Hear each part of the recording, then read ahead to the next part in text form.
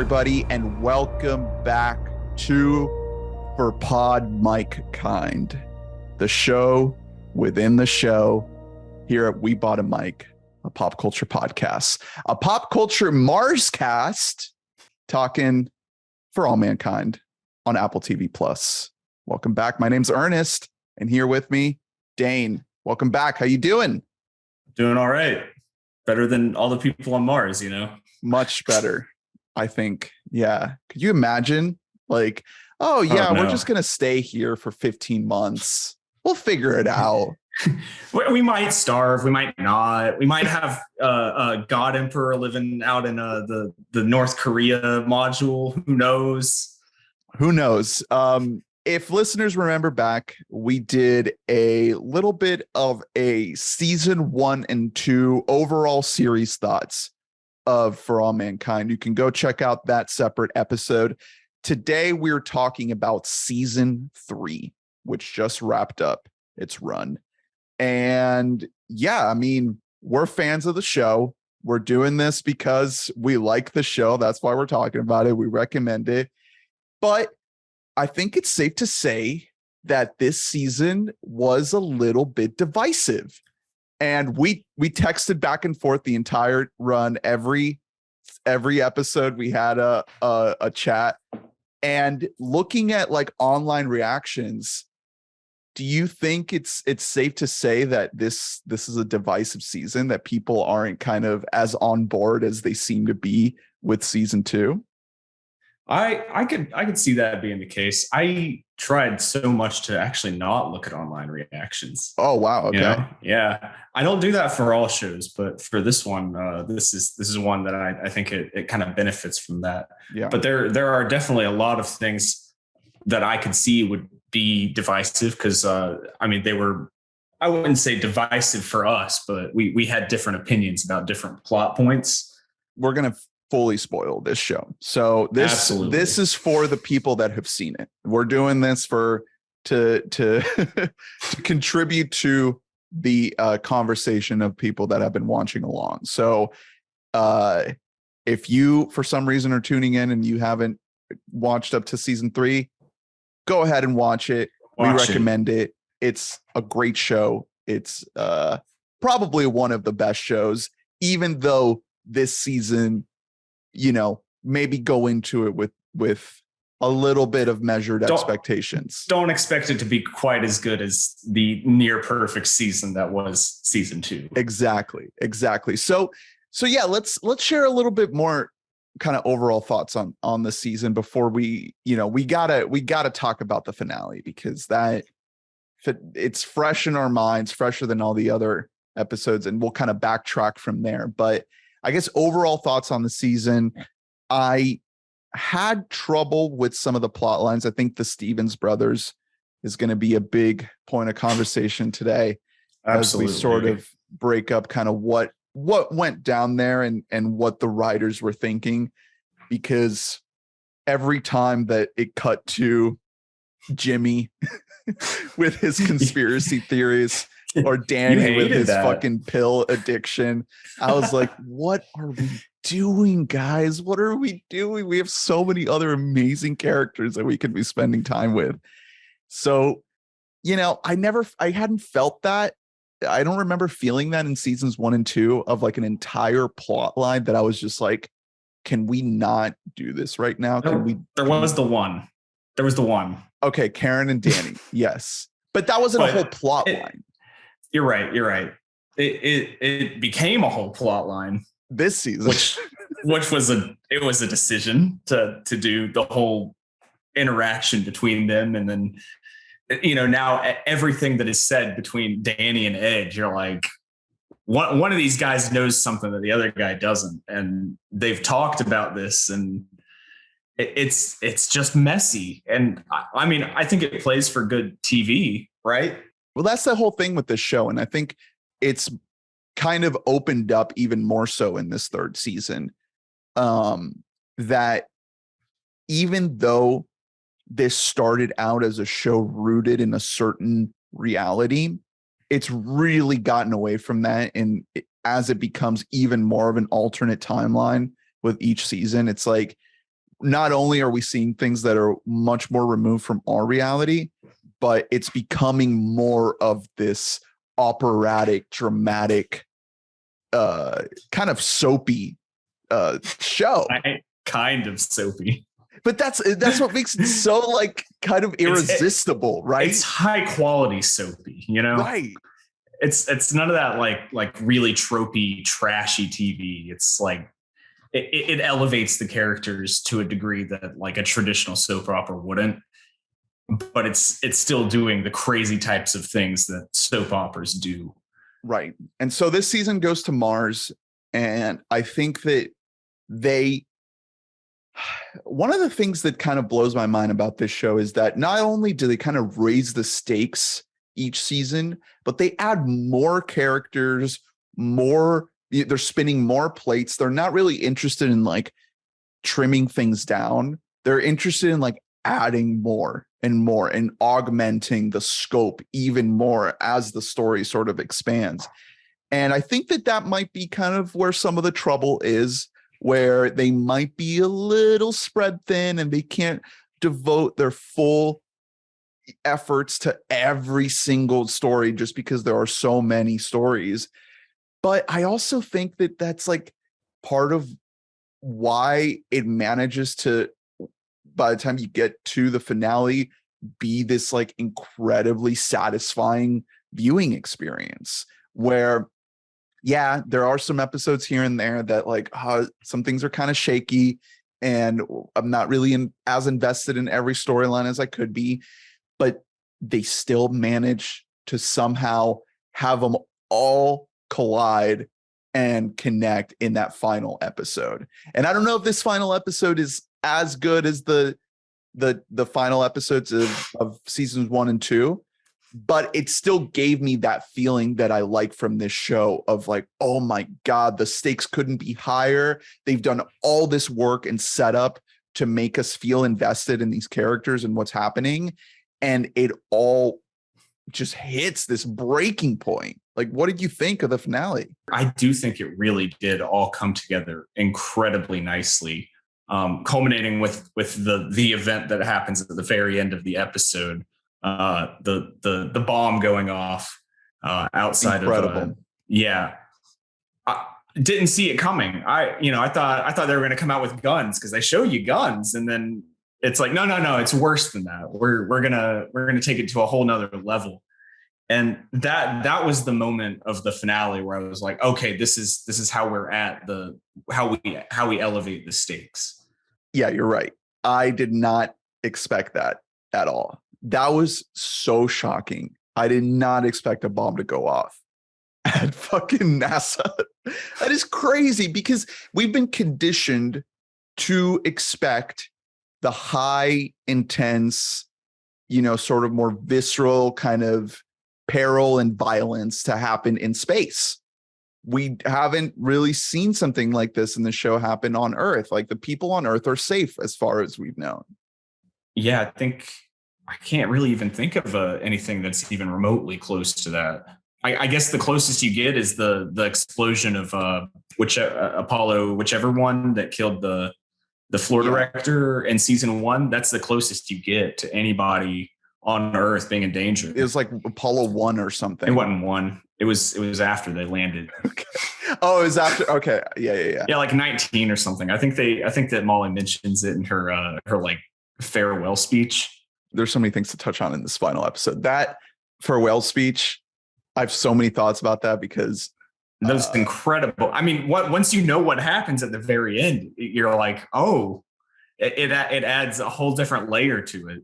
We'll have to go character by character to make sure we touch on everything. But absolutely. But yeah, this bomb, like this is really what's kind of in my head right now because it was just so out of nowhere. Because at least the season 2 finale, I'm trying to think back to the season 1 finale, but the season 2 finale was like the conflict there was pretty well set up. It was pretty cut and dry. You got a reactor that's going into meltdown. You got Russians with guns, and you've got no guns, and you have this handshake that may or may not happen between the American astronauts and the Russian cosmonauts.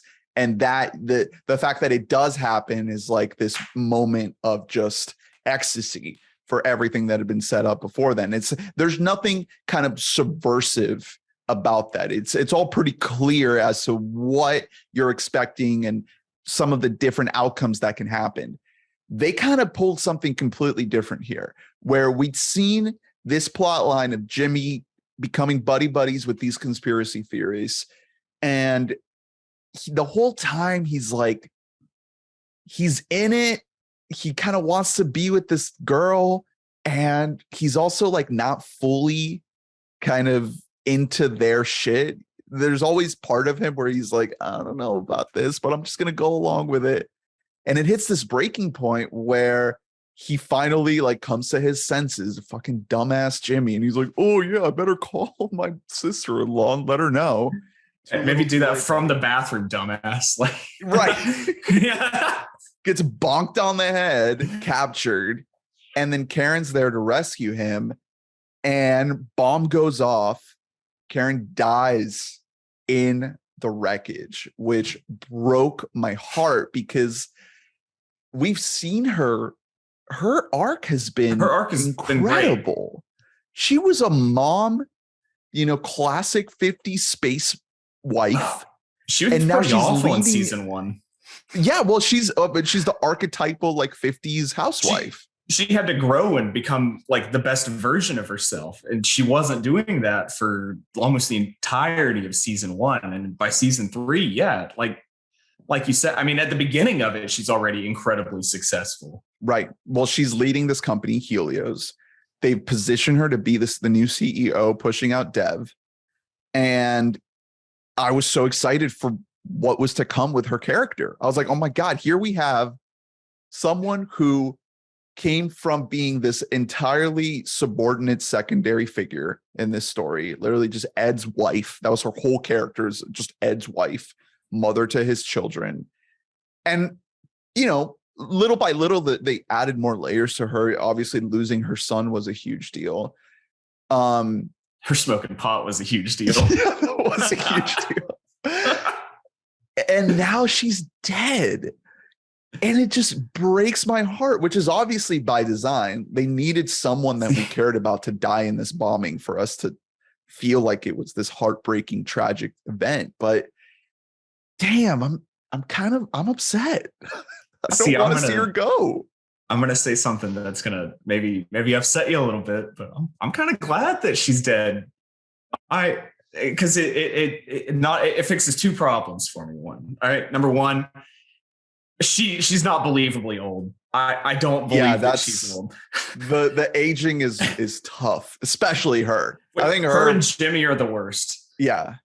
How old is Jimmy supposed to be?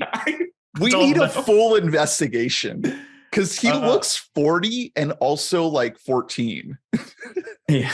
The other thing that it does for me is it makes her a tragic hero. Yeah. And I love it when people die in my favorite shows. I don't know why I enjoy this, but it just knowing like what her potential was and how they've been building that up, just to be like, nah, scrap it, cut it, don't need it. This will hurt everybody way more.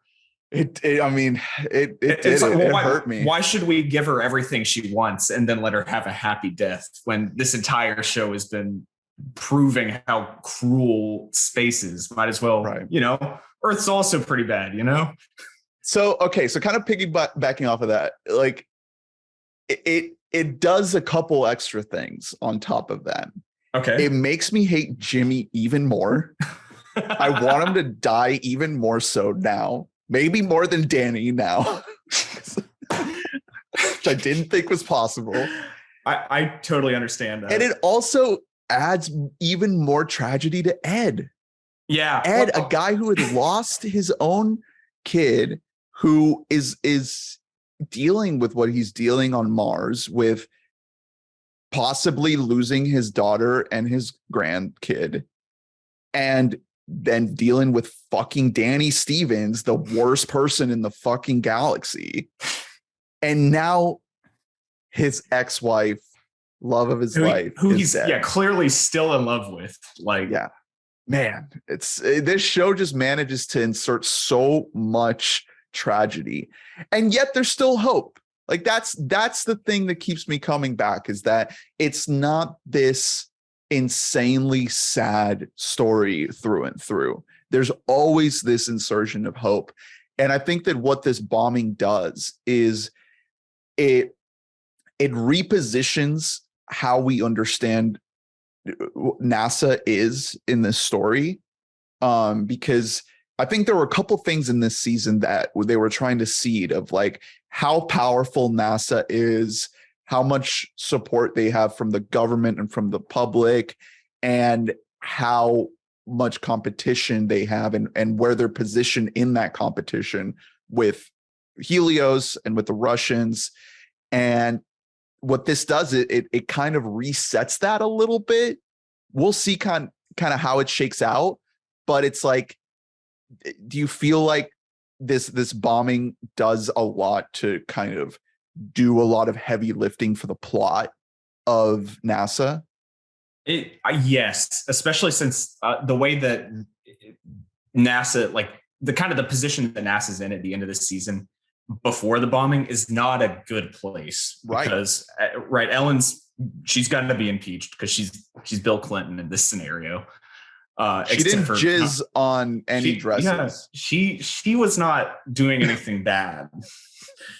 So there is that. But NASA's like they're going to lose funding, and I guess they're kind of obligated to send at least one mission back to get the people on Mars. Right. At the very least.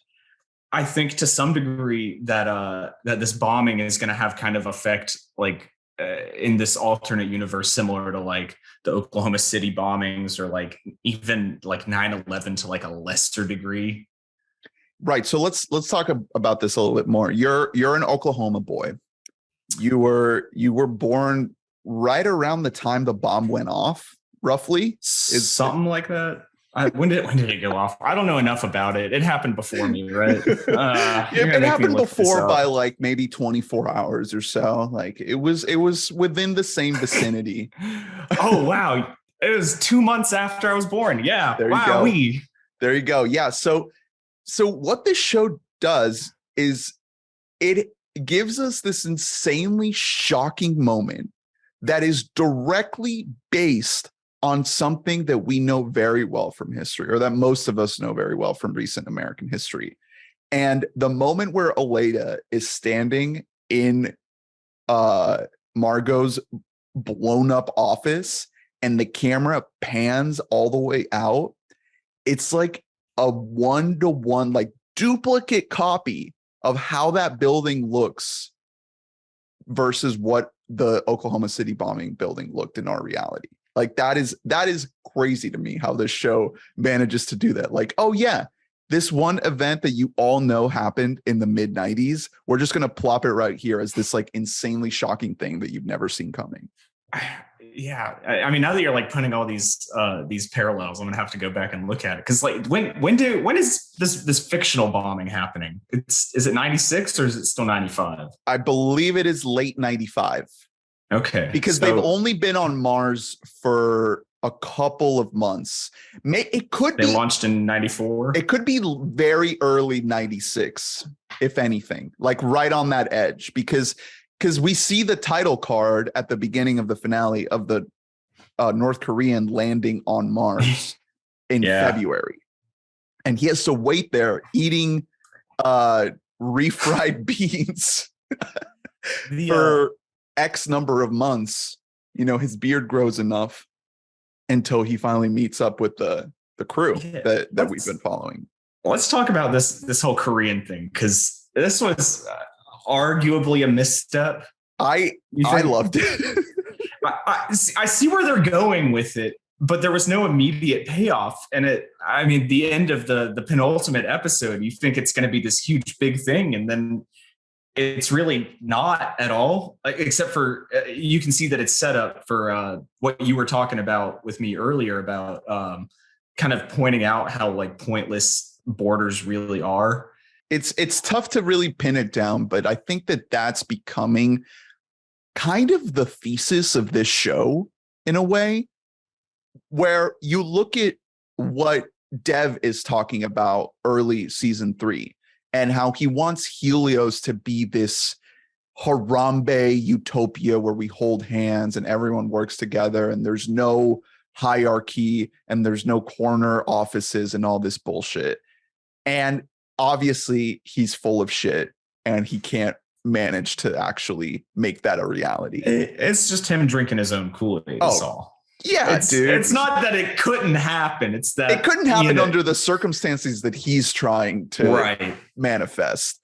But it does happen on Mars. On Mars between the Americans and the Russians. And so you have 2 seasons of insane conflict between the Americans and the Russians to the point where they almost blow each other up on the moon at the end of 2. And now here they're living on Mars together. They're getting along. They're working hand in hand to survive. And this is Dev's vision. This is what he wanted to do that he could never accomplish because he was going about it the wrong ways, egotistically, even if he didn't want to admit it.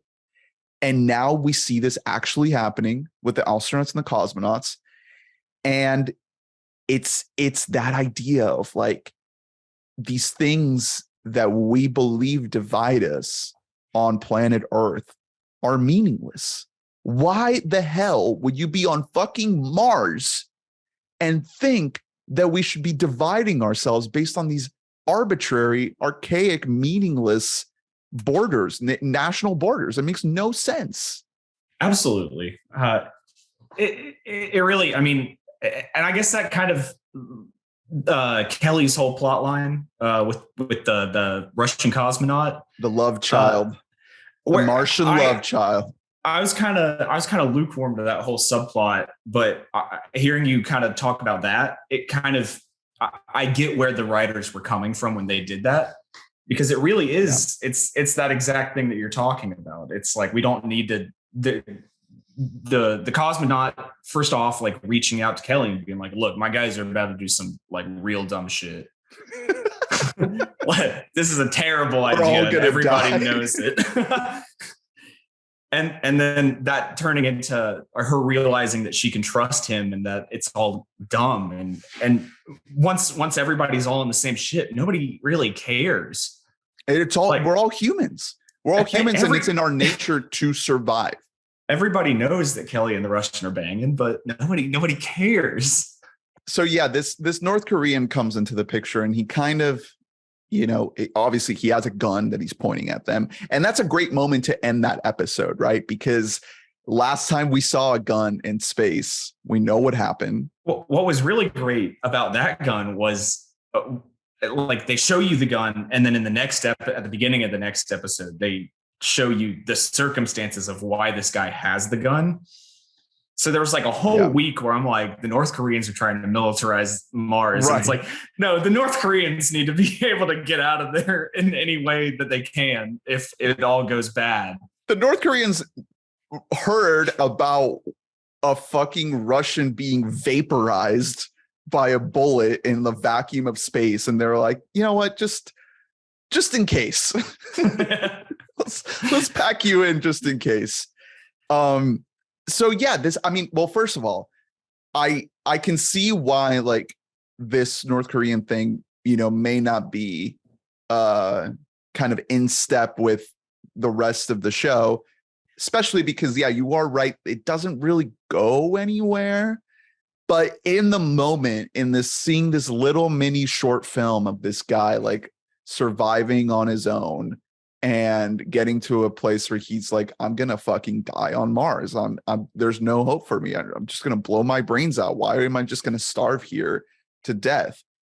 That really resonated with me. I think they did a really good job of taking what are, usually archetypally a very one note type of character, the North Koreans in American pop culture, and immediately humanizing it. Like this is the first North Korean character we've seen on this show. They've been talking about North Korea the entire time, but not because North Korea's been trying to do like missiles per se. I think it's been more space race focused. Yeah, which I think we talked about this on the last pod we did, but like our reality's version of the space race is one one in hand with fucking intercontinental ballistic missiles. Like, that's why they were doing it, to show like, oh yeah, no, we're not just launching these rockets for fun. We're showing you that like we can fucking bomb your asses. Okay. So in this reality, it's obviously gotten beyond that, but the North Koreans are like, we need to show our power by launching this fucking guy in a tin can to Mars. And he's the first guy on Mars, which also the rest of the world knows, right? Or is it just the governments that know that the North Korean's been found? We are speculating about this over text, but okay. Well, first of all, I love the shot of the boot hitting the ground that is a duplicate of the last shot of season 2. And then we're like, oh my God. It's like, it's America or Russia. And then no, what? it was the Koreans. Korean. I love that. And second of all, like, we were speculating about like, okay, how long has this guy been there? And how the fuck are you going to send a person to Mars undetected without anybody else knowing? And I think they do a good job of showing that, like, oh, this was made to look like an unmanned mission. It clearly wasn't. Yeah. And they just packed them tight with a bunch of fucking canned food and just told them good luck. His radio, at least the transmitter, must have been busted, because if he was actually getting those signals out, somebody would have picked that up. So there was a reason he wasn't getting anything back. Probably it's because he wasn't able to send anything out, and that's how he was able to be undetected. So, okay.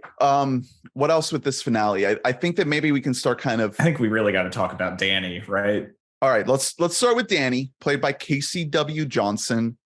He is the eldest son of Gordo and Tracy, who are the heroic astronauts on the moon at the end of season 2. When we did the first podcast on For All Mankind, we recorded that one after the season 3 premiere.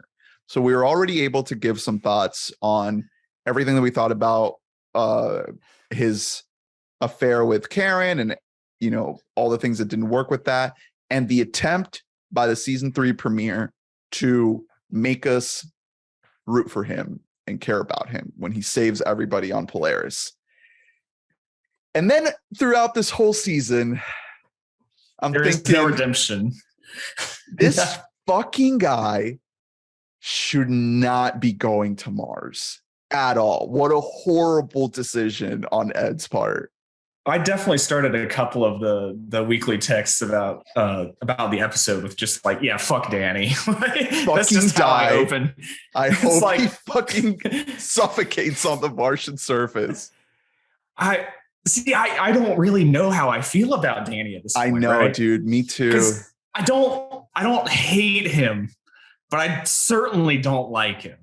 It's so complicated, because I feel like he's a person who shouldn't be in the position that he is in. Oh, not at all. And I think that's really like why we don't like him.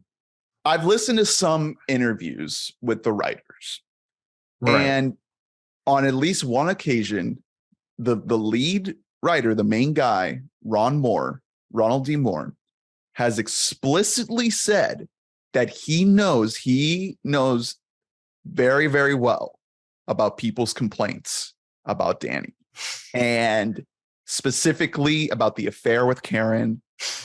And he talked about how going into season 3, they knew very well that they had the opportunity, because of the nature of the show and how each season is set roughly a decade apart, that they had the opportunity to abandon that plot line and abandon this character.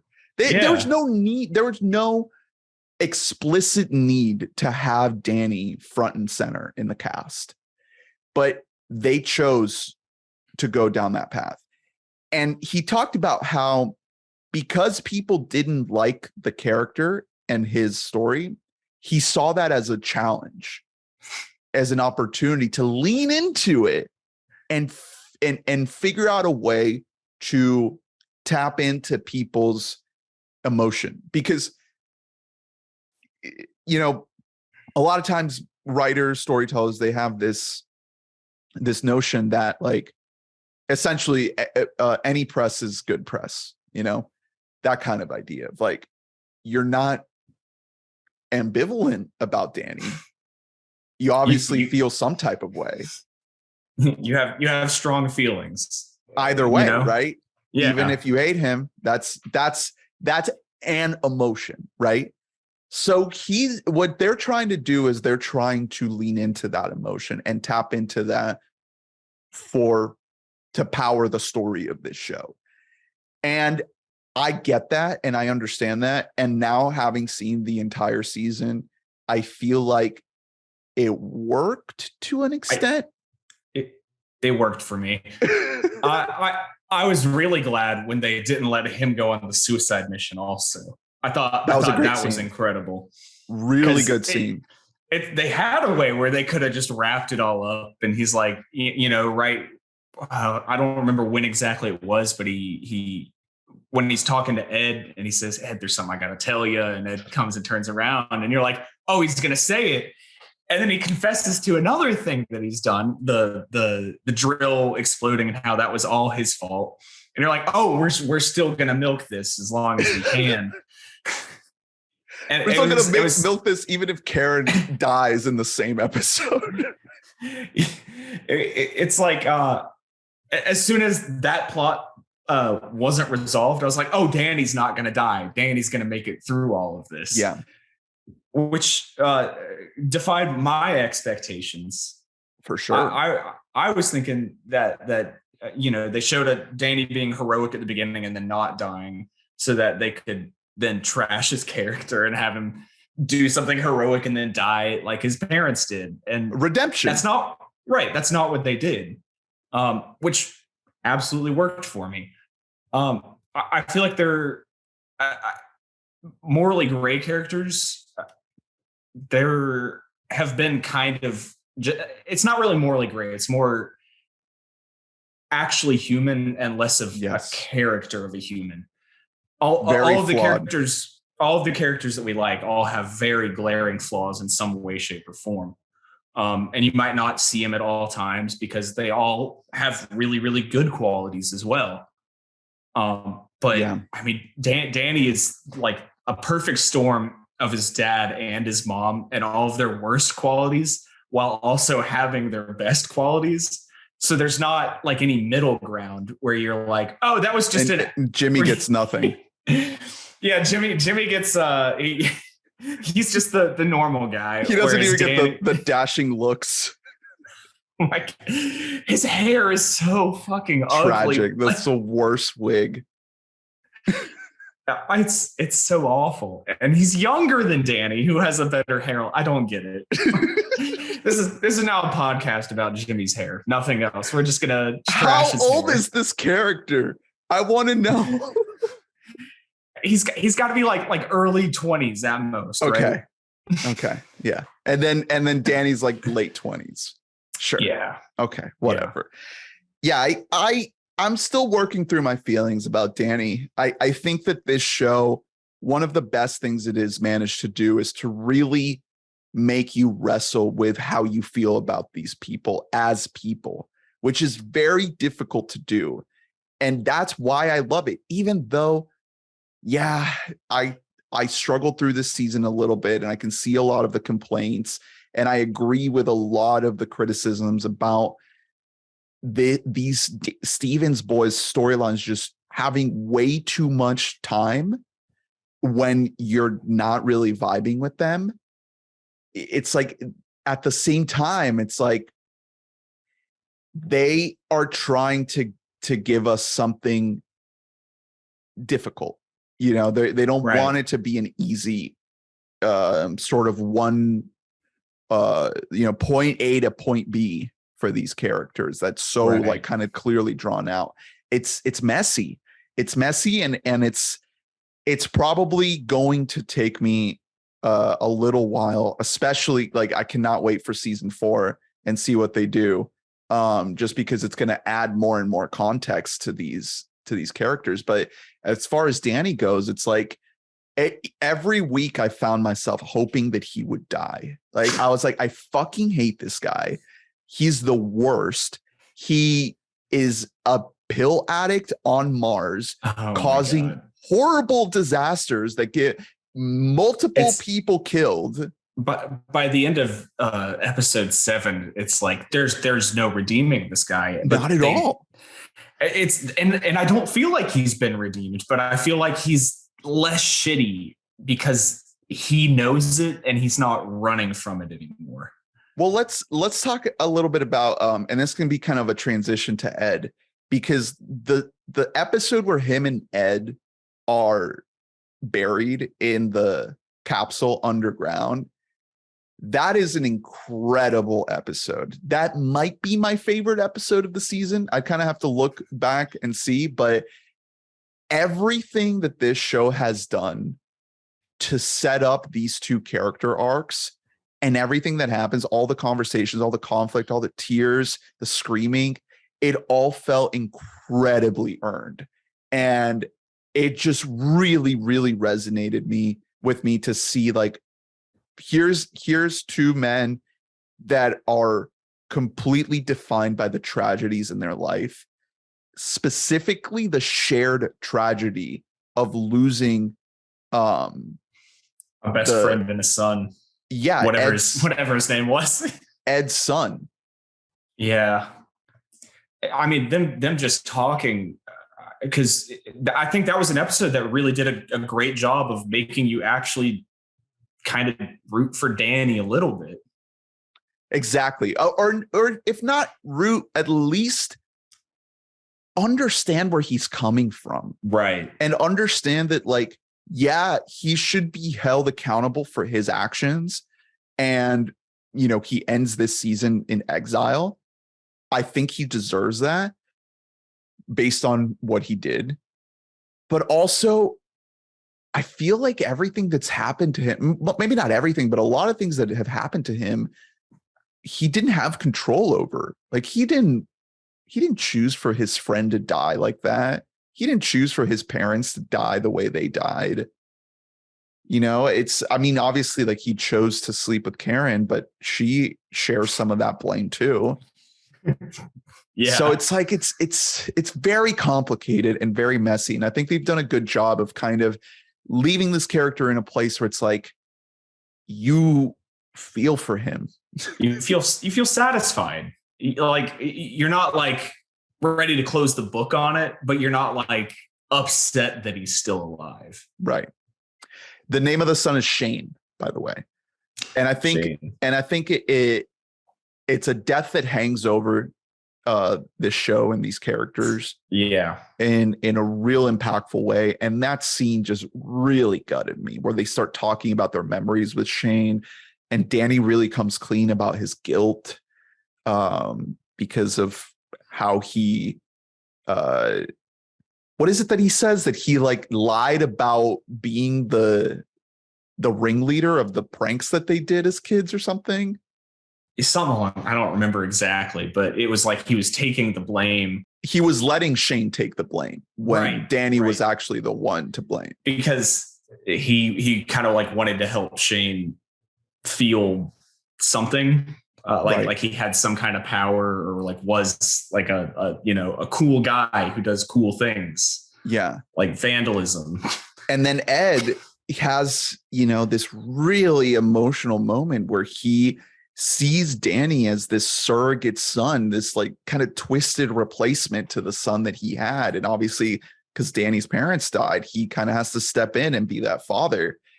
And throughout this whole season, he kind of is wrestling with that, right? Like he kind of wants to bring him under his wing and take care of him and watch over him. And he knows that he's troubled. He knows that there's something off about him, but he always wants to he kind of refuses to see it. Right. Because he wants to believe that there's nothing wrong with Danny, and that Danny's like a strong kid who doesn't have the same problems that his dad had, And he sees Gordo. He sees his friend, his best friend. I mean, there's that scene where they're about to land on the surface of Mars and he pulls back. That was rough, man. Like the immediate flashback to him and Gordo landing on the moon and pulling back. It's the same deal. this show it's been going on long enough and it's stretched out enough over enough time that it's like it has these opportunities to juxtapose what's happening with these memories that these characters are in some cases decades removed from, and it just has this resonance where it's like, oh, it hits you so hard. So Ed, how do we feel about Ed this season? I feel like Ed, he's kind of learned a little bit about how to better himself, but he's still kind of hanging on to his old ways. Yeah. And I think that, he made some good progress in season 2 until he found out about Karen and some guy. That's another great scene where he tells Danny, if he ever found out who did it, put him in the dirt. Right. And he still, that's that, right? He doesn't talk to Danny like a commander should talk to their subordinate, right? Yes. And that's one of his biggest flaws, is because when he talks to Danny about serious shit like that, he's not doing it in a healthy way to be, helpful. He's not allowing Danny to try and grow. He's not allowing himself to grow because he's just insistent that it has to be done a certain way, and that he's right. And if you don't think that his way is right, then you're just weak. Their dynamic is wild throughout this season. This was some of the best stuff, some of the best written stuff, best acted stuff. Because you're right. He is not being professional in right. the way he deals with him. He is acting like a father, and by reverting to that role, Danny is reverting back to his role as an addict and downing pills and being crushed by this guilt of not being able to face the fact that he fucked this guy's wife. Right. Day in, day out. We see Ed doing lots of really good things and interacting with his other crewmates very well, and he makes a lot of great decisions. And even if not being the first person to land on Mars, if they could have landed that, right? Yeah, but he was he was scared. And I thought that was a really good moment for him, because he was like, wait, I don't need to be doing this stupid risky maneuver. Through the storm. Yeah. And I really liked that. But he did, he kind of shows us that he has these capabilities, but he doesn't want to do them. He's got his safety blanket that, his angry, stern, I'm the commander. Yeah. And he just clings to that. But when he doesn't, he does really great things. And I think that's really what his whole character arc has been. And he's just not ready to learn to do that. I'm sure we'll see more of that in the next season. Because he's got to die, right? Well, okay. Yeah. So that's another thing we were talking about, is this man is old. At this point, it's getting the believability is stretching. And it's more believable than with Karen, but right. Marginally.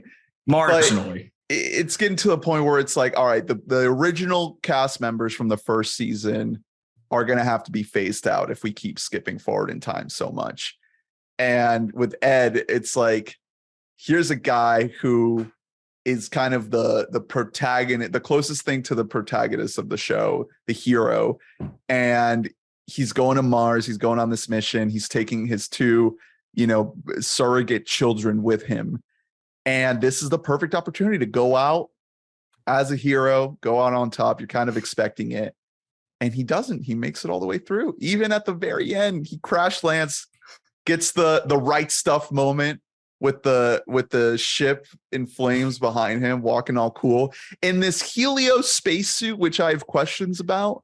I don't know. You're an engineer. You tell me, does this suit make sense engineering wise, because well, they don't have any exposed cable or like tubes, right? So you know how they jumped the Korean guy, you know, you don't get that. Unplugged his oxygen. Yeah. It makes sense to me. I don't have any issues with it. All spacesuits are going to look weird because you got to have all sorts of equipment. It's got to be, you know, airtight and, you know, thermally insular to some degree because the temperatures are wild. Fashion wise, I didn't love the Helios spacesuits. I'm a classic NASA kind of guy, you know, just keep it classic. But yeah, you're right. If Helios is trying to position itself as more of like this kind of private industry, future space tourist kind of deal, it makes more sense for their spacesuits to be a little bit kind of more cutting edge kind of styled. Yeah, not necessarily definitely cutting edge to an extent, but also like, yeah, eliminate the ability for someone to unplug something they're not supposed to, you know, cover it all These up. are engineering problems and we're engineers, you know? Dude, you loved that line. That was so good. You know, some of the engineering problems that they've had to solve, like as they're talking about doing it, if we can use this to transition to Kelly's little arc, but when they were talking about how to get her back up to the ship, and they're like, you know, we don't have enough gas to get the payload all the way up there. And then Aleida's like, she's the payload or whatever. Yeah, that was like, a little too much. They're just gonna launch this girl just into space and be like, are you suggesting that we put Kelly Baldwin on a rocket engine? Yeah, that's exactly what I'm suggesting. I mean, and that one and the C4 underneath the like. These solutions are so insane that it's like, yeah, I believe it, I guess. It makes sense to some degree. It just makes you think that, like, you know, we don't have a kind of reference point like this because we've pulled back so much from space travel that these problems are not foreseeable in our reality. But, you know, this show, as much as it is kind of this really heightened, you know, borderline sci-fi, like high sci-fi type of shit, it is trying to approach some of these scenarios with some type of realism. And with some of these things, it's like, okay, if the option is this wildly improbable scenario where you're launching someone from the top of they're going to disengage from the top of the ship and then jetpack into the airlock. If the alternative is they all die on Mars and we don't even attempt it, like maybe it does hold some kind of believability, you know, if those are your options. That was such just a lovely scene to me of her just disengaging and then jetpacking into the airlock, and the entire time I'm sitting there like, this is insane. Like if she doesn't make this, she's drifting in orbit. I guess they come back around 3 hours later and try and position themselves to pick her up, or she's just dead. At one of those two. This show is so good at doing these things where you couldn't possibly believe what you're watching. I mean, earlier, like mid-season, we had the moment where they rescue the Russians from their failing ship. That's another instance of just like, oh, what the fuck is happening? What are they doing? They're trying to just like, you know, kind of scooch so close to this ship that's about to blow. And then it kind of skits onto the NASA ship and crushes these people. That was the craziest like cliffhanger episode, and then they just kind of like, they're like, yeah, people died, moving on. And I was that's how it is. I was shocked at like how brutally they just killed these. Like this was brutal for this show. Yeah. And they were like, yeah, no, it's bound to happen. We got to keep going. You know, that's the thing with space, man. I think that might be one of the reasons why in our reality we've stopped going to space, because so many people died. It just comes with the territory of, and it happened in hundreds of years ago when Europeans were trying to colonize, you know, the world, and clashing with the elements and with native people and all these things. It's like, for the sake of conquering new worlds, you're just throwing bodies at it. It's fucked. It's fucked, but it's for science. Okay, Dev. All right. For Dev. discovery. Should we talk about Dev? We should talk about Dev. I didn't like Dev when we first met Dev. Yeah, so the whole idea of Helios is like kind of like a SpaceX. So he's kind of like an Elon, but I think they do enough to just not make him Elon. Like they do enough to make it different. I think he's portrayed as what our Silicon Valley like tech leaders want to be. Yeah. Benevolent, progressive. He's just that to the extreme on the surface, but like behind the scenes, he's really actually just like them. Right. I was expecting Dev to be a little bit of a more key part of the season. I think he ended up being not as key.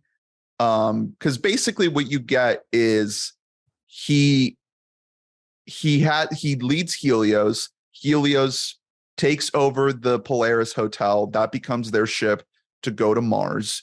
And then Karen kind of becomes the person leading that charge. She's there every step along the way, making sure that that mission is run the way it needs to be run. And it kind of becomes her plot line. And Dev is there. He's doing things like he's the one that comes up with the C4 idea into the tunnel to free the thing. We're not done with Dev, right? It's just that his storyline has morphed into something that we didn't expect it to be at the start of the season. I'd be shocked if they abandoned Dev, because first of all, they kill Karen. He invented the helium-3 cold fusion. Right. So his legacy is already impactful on the rest of the plot. Which, by the way, I was really surprised that we didn't see the moon. I guess we saw the moon like once when Aleida goes up there. Yeah. And that's kind of it. Do you think we're going to see moon stuff? Probably not. Not so much anymore. Unless we send like Dev, maybe, because the government's not super keen on colonizing Mars at this point. I think they're trying to do what they gotta do and then they'll be done with that. But they're still pretty into the helium-3 mining, and I guess that's what Helios is pivoting to now. So maybe we do see more of the moon. Well, yeah, I mean, I feel like if Helios has a solid presence on the moon and Dev isn't running it, then maybe we don't. Maybe he sets up. Maybe we get a moon warlord. I'm curious about Dev because, like, I'm struggling to figure out like how he fits into the plot, because he was so attached to Karen, and now that she's dead, it's like, are we just going to follow him on his own, starting a new version of Helios? Like, there's no clear path there. And I think that, based on how the season started out, I could totally see him being positioned as this kind of more antagonistic, villainous figure throughout the season. And that's not really how it shook out at all. I mean, he kind of was that a little bit, to the extent of him having this kind of ego. Yeah, locking Ed out of the controls. Yeah. And I was more wrapped up in all the other characters. And I like that actor, I think his name is Eddie Gathegi. And I would love to see more from him.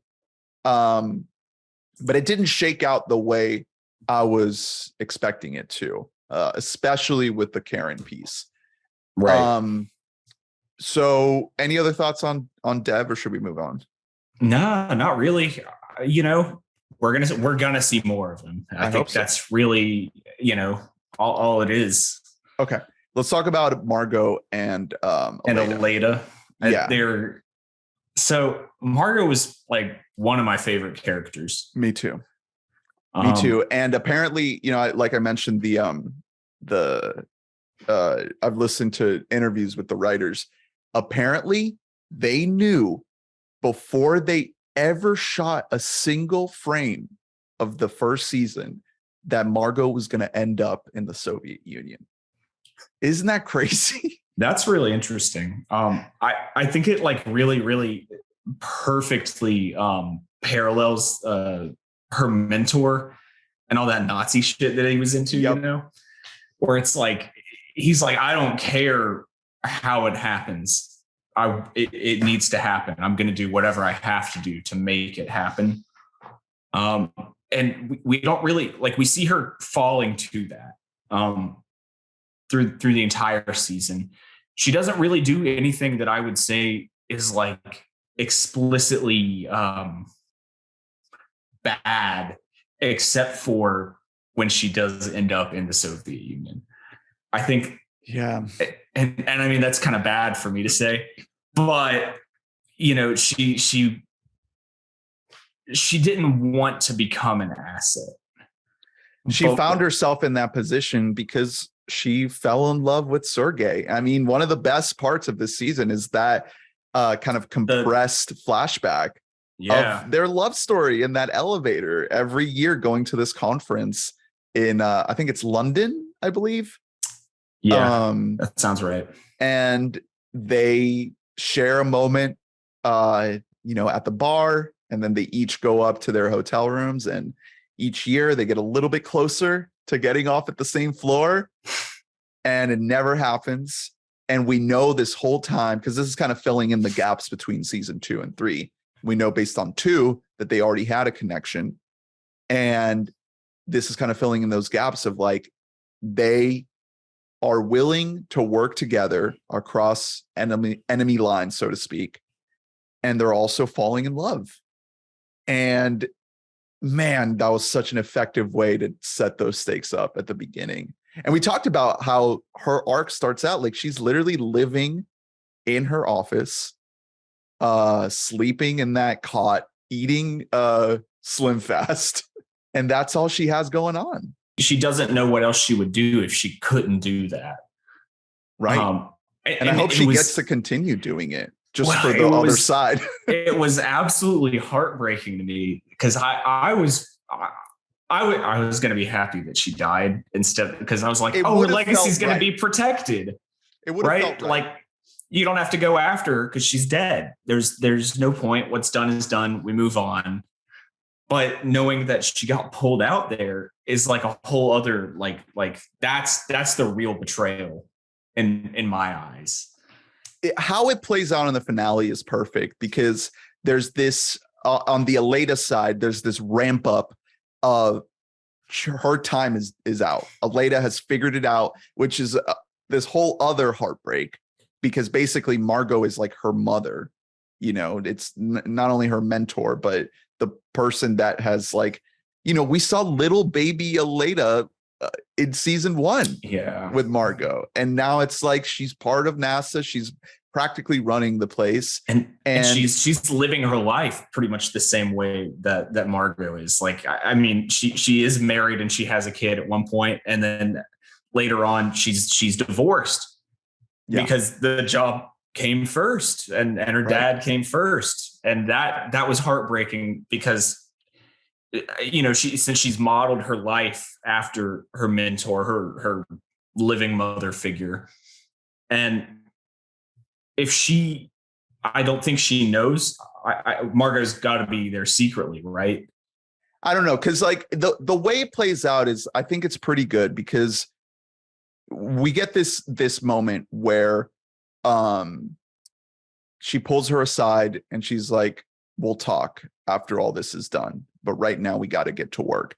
And in that moment, I felt the weight of everything in that conversation, where Aleida she wants it to all be explained. She knows it's true. She can't explain it away. She needs to accept the reality of the situation, but she's also looking into the eyes of the actual person. She's not seeing a spy. She's not seeing a traitor. She's seeing Margo. And then on Margo's side, she's like, I can't unpack years of international conflict right now. and explain to you why, like, the man I fell in love with, deserved my treason. It was sad to see him waking up in America and her waking up in the Soviet Union like that. He waves to his neighbor. Howdy, neighbor. Yeah. And then she gives this goodbye speech, which is an incredible speech. And I could tell every word. I was like, this is it. The entire context is like she's saying it and she's like, yeah, I'm going to be arrested, but I don't need to tell them that. Right. Once you find out that it's really like, I'm leaving and I'm not telling anybody that I'm leaving. Yeah. But she's going to acknowledge the power of being in this room and everything that she's lived through and accomplished. And without saying like, hey, this is it for me. It was just so perfectly written how she doesn't have to overtly say like, all right, guys, it's been good. Thanks for the memories. I'm out of here. But then she walks out of the doors. That was such a good shot too, where she just walks out and it holds on the doors. And then the bombing happens and Aleida goes to her office and her fucking office is blown to bits. Half of it's gone. The piano's gone that we last saw her sitting at. And that would have felt right, of like her whole life was in this office. It ended here. She said her goodbyes. She was able to look Aleida in the eye and have this human connection, even if she didn't explain it, all. It would have felt right. And the fact that it's like, oh no, we're actually going to continue this and take it somewhere else is really exciting, because take it to a darker place than we thought that it was going to be. Like from season 2 to season 3, we're like, she's compromised, and now season 3 going into season 4, it's like she is fully working for the other side. Yeah, and but it looked for a while there throughout this season like she was going to end up at fucking Guantanamo Bay or some shit. Yeah, she was going to go to a black site. Yeah, no. It was not going to be good for her. The head of NASA working for the Russians. Like, bruh. Yeah. I think we can pretty definitively say that Aleida is going to be taking Margo's position, yeah. Right? Oh yeah. I'd be shocked if she doesn't. Do we think her friend who went to work at Helios, what's his name? Oh, Peanut. I can remember. Peanut.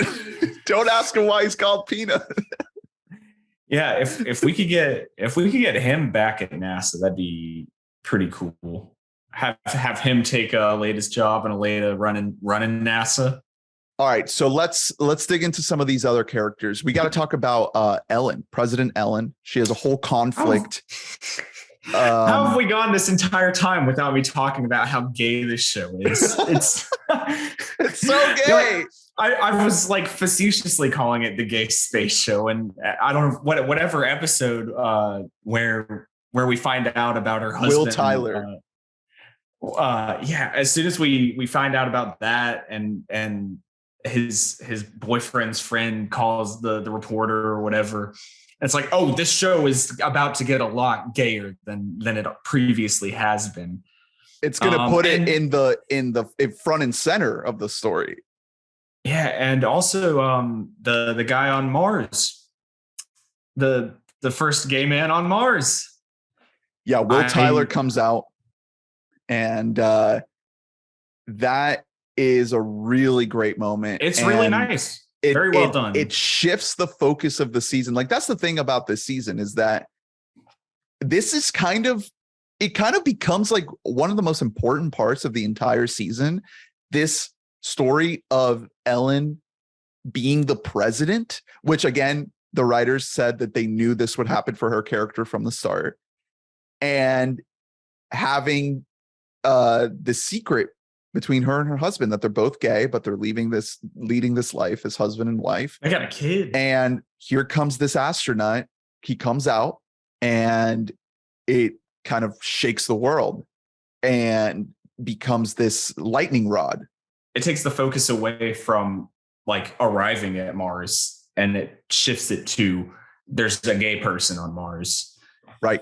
Well, it's that point again I brought up earlier of like these things that we think are so definitive of how we have our society set up here on Earth that become meaningless when you're not on Earth. And it like, what does being gay even mean if you're not on Earth? You know, it's like, I think that's the reasoning behind Will Tyler like doing this, because it's like he sets foot on Mars, he looks out, he's on a brand new world, and he realizes like, why does it matter? Am I hiding who I am? It's an incredible moment. And she watches his coming out speech, and that's when the gears start clicking of like, oh boy, what am I doing? She really, like, the way that she handles it and her husband handles it are just incredibly different, because he's chief of staff as well as the first gentleman. What do you call him? First gentleman. So he's an important person in her administration, and he's a trusted advisor. They're good friends, obviously, that they're sharing this secret together. Right. But he takes it and he's like, no, we have to live with this shame. We cannot support this. And she realizes and recognizes it for what it is. And it's like, it's fucked up that they're living this secret life, and they're not punished for not telling, anybody about who they are. Right. Whereas this guy who's done absolutely nothing wrong, he's just a guy who went to Mars. And they basically do don't ask, don't tell here. It's their version of that. That was pretty an interestingly brilliant way to take the plot line. Yeah, just weaving these things from our history and like kind of tweaking them and twisting them. It's a really cool thing they do, and it makes sense here because again, this world is very centered around space, and so it would make perfect sense for something like Don't Ask, Don't Tell be directly tied to space, and they call it uniform first. Uniform first, yeah. It's Larry's brilliant idea, which is great because that his boyfriend is having that chat with his friend at the bar, and he's like, I bet that was his fucking idea. Yeah, he's a tragic character, but in a very different way. It's more like he doesn't have the courage to kind of live the way that he really wants to. Well, I think, but it's like he definitely has he has some sort of courage. Yeah, just not for that. He's not willing to do that. I think that this show, it's like the gut feeling is almost to be like, why the hell would this be a big deal in this society? But the thing is that, like, if we think back to season 1, right, the only reason why they put women in the space program is because of the Soviets. The Soviets got to the moon first. They put a woman on the moon first, and we were just being reactionary. The NASA wasn't like, hey, we should be progressive and let's make sure that we are inclusive and that we put women first because we're a forward-facing society. Fuck that. That's not what the shit was. And they did a really good job of like thinking like, okay, if we're gonna be women on the moon or in space, it's gonna be because we're trying to chase after our main competitors and what they're doing. So it's like when it comes to accepting gay people in society, it's kind of a similar thing, right? Where it's like this society doesn't progress. Society is still moving at the same speed that society moves in our world. Or maybe slower speed. Maybe slower speed, because they don't have a reason. If there's no reason to accelerate that kind of progress, then there's different setbacks for sure. It may, because at this point we have a female president, right? So it's like there's no push on an LGBT side necessarily when it comes to these things. Right. And especially when you look at the Russia of it all, Russia is not going to be doing that kind of shit. Because especially when we see Will Tyler's friend, who's immediately like repulsed by him, and he's like, "Don't touch me, you're going to give me AIDS." That was a really good wrinkle too, because it's like, oh, these guys were best friends, and now he doesn't even want to look at him. Right. And that's a way to look at how the Russians look at it. And it's in this world, progress is not guaranteed, and some things may move faster than others. And I think that's an instance of that. Where do we think Ellen ends up for next season? Well, okay, so before then, I did want to mention her coming out scene. Okay. Is one of my favorite scenes in the whole episode. I really genuinely cried during that whole scene, the way it was just orchestrated with like the lead up of Larry being the one who was about to come out and how that was shot, kind of like the frantic look of the shots in there, the close-ups on him sweating. And then she kind of comes in way more calm, way more measured. And the way she delivers that whole speech and all of the reactions to the speech were perfect. The payoff there to me was really, really, really well done. Did that work as well for you? That kind of coming out speech? Absolutely. It did everything for me that it did for you, while also kind of saving Larry from having to do something he wasn't ready to do. Oh, he was not ready. Which I thought really just kind of, it's almost completed Ellen's like whole character arc now. Right. Like not entirely, but like kind of, she's now, she presumably is now living with Is it Pam? Pam. Yeah. She's presumably living with Pam. I guess she's impeached. The VP, we knew that VP was going to cause some trouble. He's a piece of shit. You should step down. And she's like, so you can be president? I don't think so. Yeah. It's a great scene. Maybe the Republican Party needs a little burning down. Presumably. Presumably, Larry and her are still, I guess, talking to some degree. Hopefully. I mean, his like, did he like mouth thank you, or was it just like a general look of gratitude? I don't exactly remember. It's an interesting thing. I mean, I've heard lots of different accounts from different types of experiences, but there are a lot of instances of people in relationships like this where they just have a certain kind of understanding where they know that they can't be themselves outwardly because of society and the prejudices that society has. And it's a very specific kind of arrangement that some of these people have where, I think they'll always be there for each other. It's a unique thing where there's no, she's not cheating on him. I mean, he's definitely cheating on her. But also not really, because it's like that's not really what their relationship is built upon. It's more so he's cheating on her more in the sense of like, she's the president. Right. And he can't be sleeping with staffers like that. It's more along the lines of he's risking everything that they've built while kind of guilting her into not doing risky things. Right. I think they'll be okay. I'll be interested to see where that goes and where just kind of the whole political side of this show goes too, because I think that that's one of the most fascinating things about this whole story is that when we're on Earth, we're dealing with these events on such a macro scale. And to see how governments react and these kind of big players, to have one of our key characters become the president was a really, really cool thing to see. And I think she did a great job.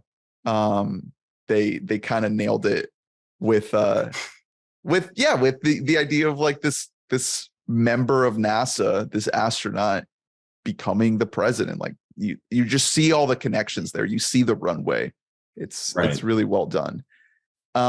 Okay, so I think there's only a couple others. Danielle, we got to talk about Danielle.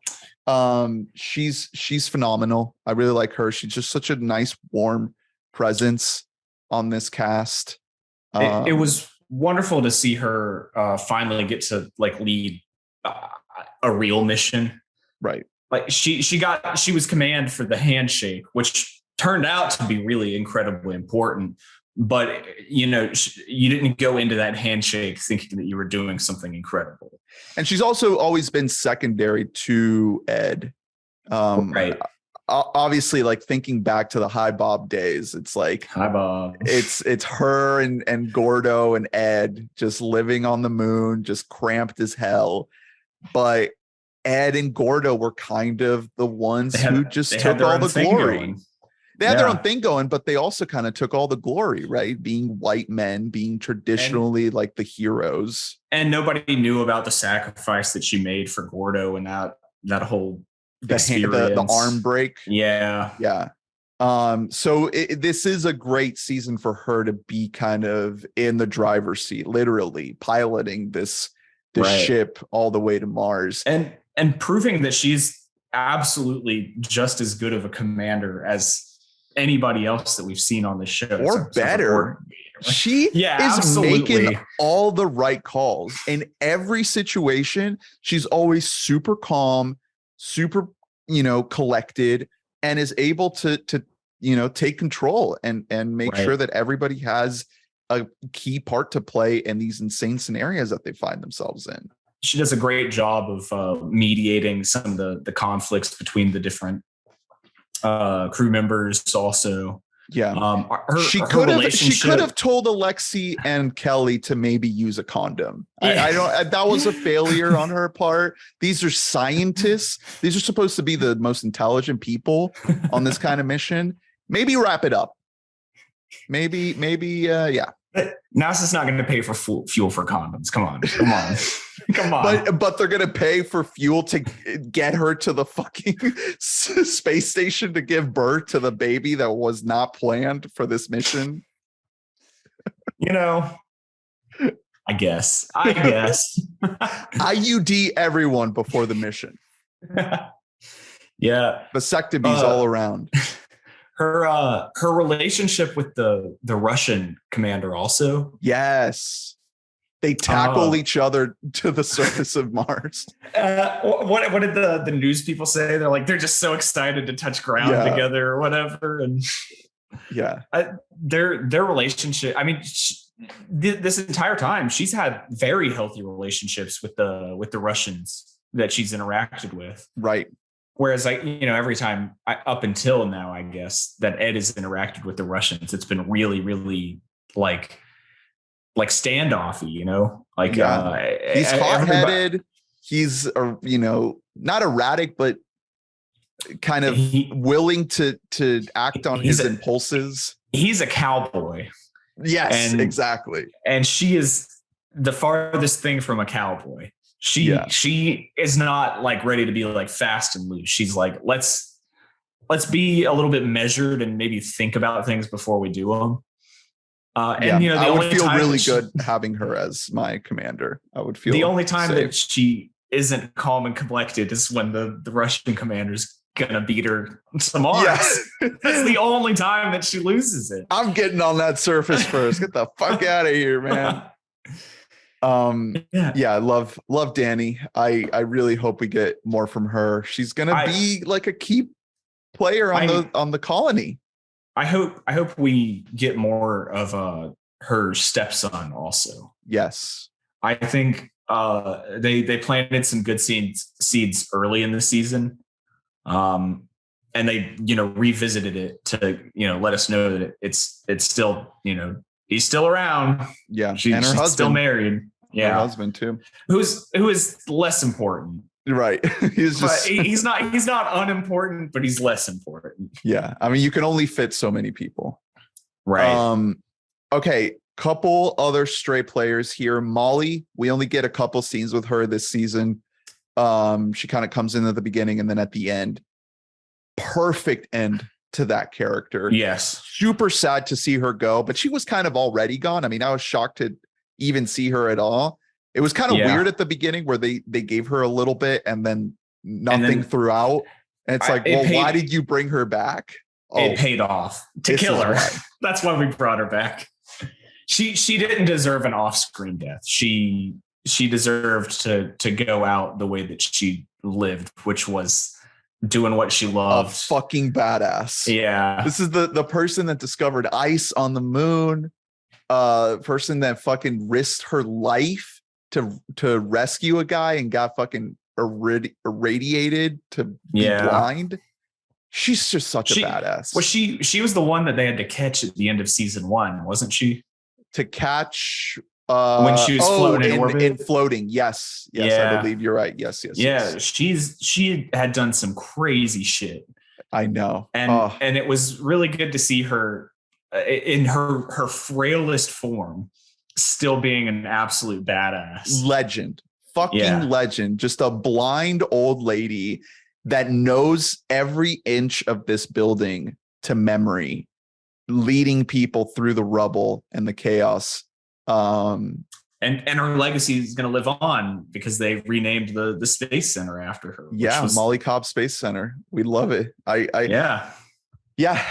think she was one of the best parts of those early seasons, and I'm glad they brought her back here to send her off. Those are all kind of the main cast members. Was there anything else that we didn't touch on, like in terms of the plot? Like, did you want to talk a little bit more about maybe the North Korean or the Mars explosion, the drill, anything on Earth with the conspiracy theorists or anything like that we didn't touch on? I think it's really mostly where does the story go? Because we have these threads, with the Korean and all of the stuff on Earth.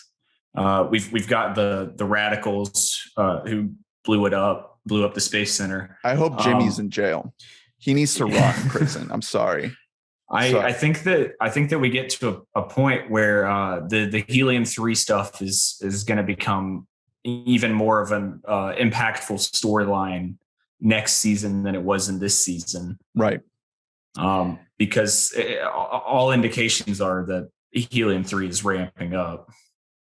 Yeah, we'll see what happens. I mean, like the conspiracy stuff is directly linked to that because these are Texas guys and gals that are having their daily lives impacted by the fact that energy is shifting away from oil, and Texas is oil town.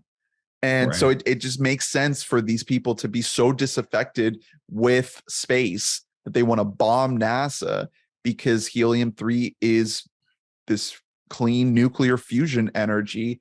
So maybe we'll see more of that. It's interesting to think how the bombing, the legacy of the bombing, what kind of impact that's going to have on this world. Well, they've effectively martyred themselves now. Well, that's the thing. So, like it could activate other people to feel like now they're part of this larger movement. Right. Do we think that we get I think we kind of discussed this a little bit, but maybe we get kind of compressed flashbacks showing us what leads up to 2003, I think was the year. Yeah. So we saw at the end. So the preview of season 3 at the end of 2 was 1995, Martian surface, come as you are, as you were, Kurt Cobain, Nirvana blaring as we see a boot. Yeah, shout out to the music for this season also. Oh, it's so good. So many deep cuts too. I'm going to want to look at a track soundtrack because there were some, like, I don't know if you caught some of them, but some of them kind of flew over my head. But it turns out that 1995 preview was a couple years ahead of where the season actually starts. So we might get a similar thing in 4, where 2003 might actually be a couple years ahead of where we start. We might start like 99, 2000 kind of range. Yeah, I can see that. By the way, speaking of needle drops, that Radiohead needle drop at the end with 2003, that gave me chills. Everything in its right place. And Margo in Moscow, like, bro, dude, this fucking show, when it hits, dude.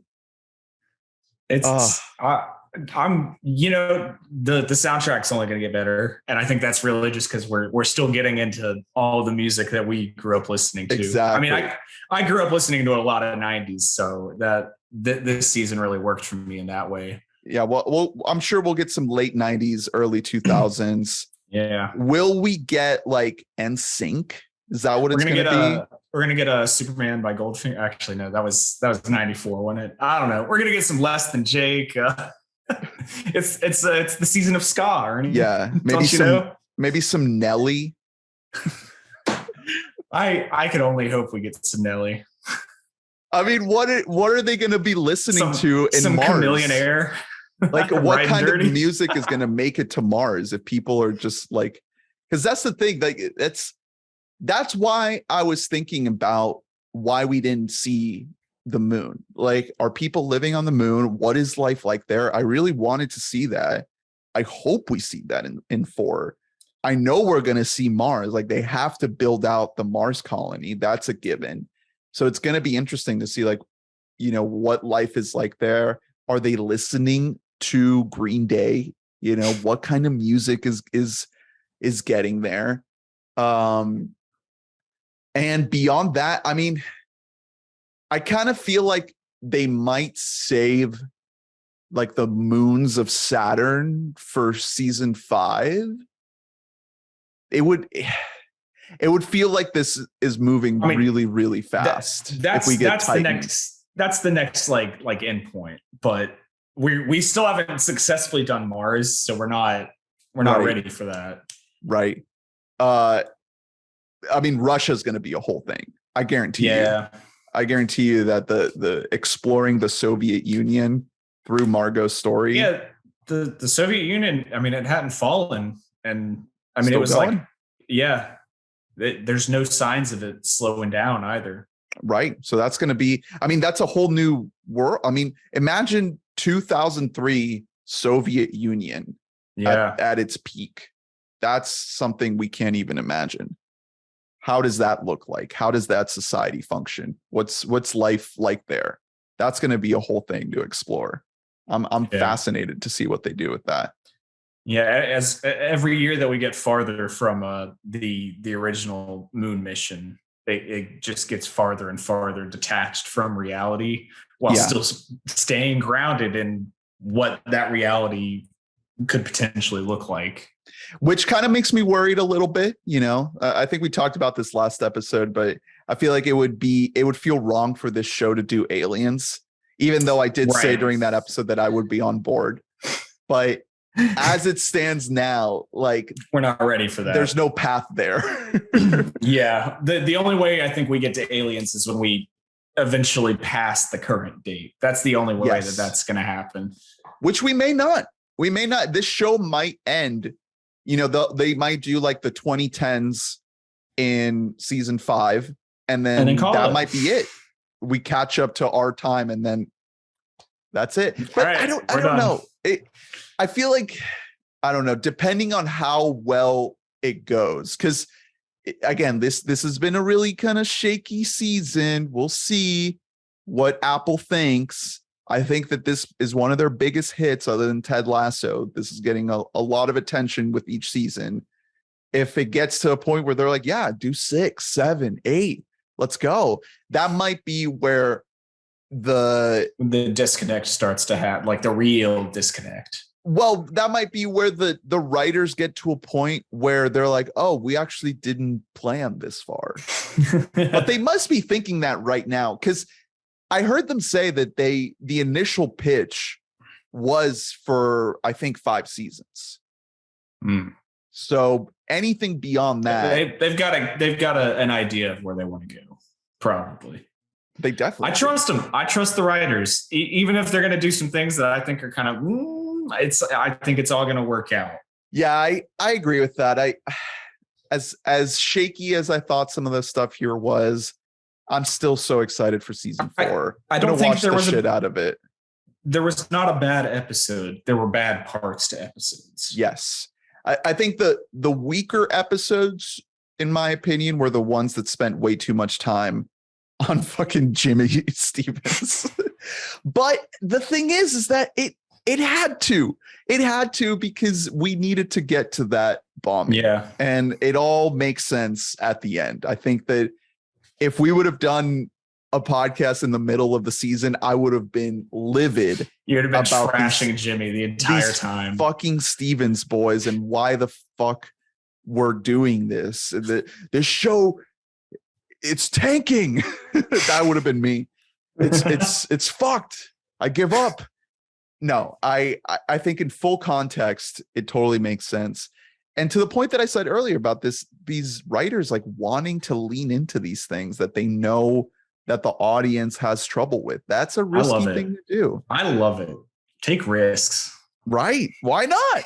Why not? Make us feel something, which is what any good story does, any good show does. Right.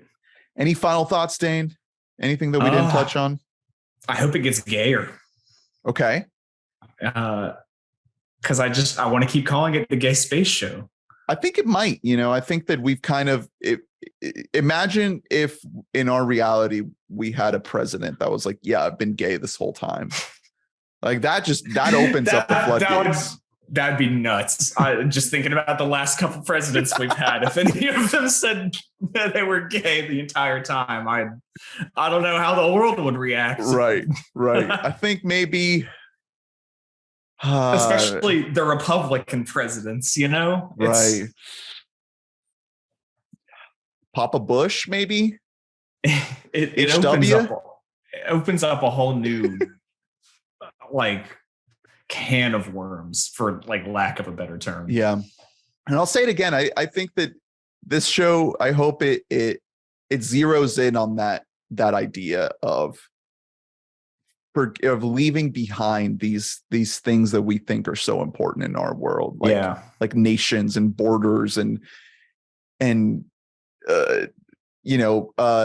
being closeted with your sexuality and being afraid of who you are and all these things. I hope it starts to do more of that and put more of that into the foreground, because what it did in this season with the whole Ellen storyline and Will Tyler, like I think that went so well. It's going to be relevant.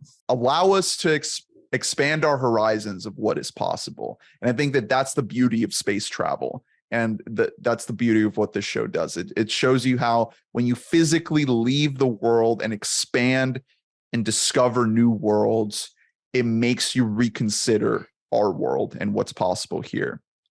Love it. Love it. Love it. Oh, one quick thing. I'll plug our episode on the movie Nope if you haven't seen it already. Have you seen Nope? Have I seen Nope? I loved Nope. Okay, good. Everybody should go watch Nope. I want to shout out as much as me. But Wrenn Schmidt makes an appearance in Nope. I forgot to shout her out, the lady that plays Margo. Forgot to shout her out during our Nope episode. But all you For All Mankind heads out there, you're gonna flip if you've seen Nope and you're like, oh my god, it's Margo. I was the only one like doing the Leo pointing meme at the screen. Everyone's like, what the fuck is this guy doing? It's Margo from For All Mankind. You can tell that she was way more busy filming For All Mankind than Nope. Yeah, she got like 2 scenes. That's it. Underutilized actress, but we still love her. All right, we'll wrap it up there. Thank you so much, Dane, for coming on. And thank you all for listening. Please rate, review, subscribe, like, and comment, and let us know what you thought of For All Mankind. What do you hope to see in season 4? Did you have some of the same kind of trouble with some of these storylines in season 3? Comment below, let us know.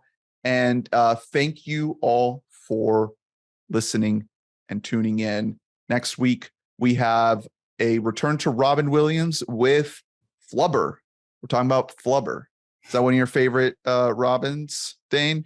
Any memories? That's one of the Flubber? Robins that haunts my nightmares because I watched it when I was too young.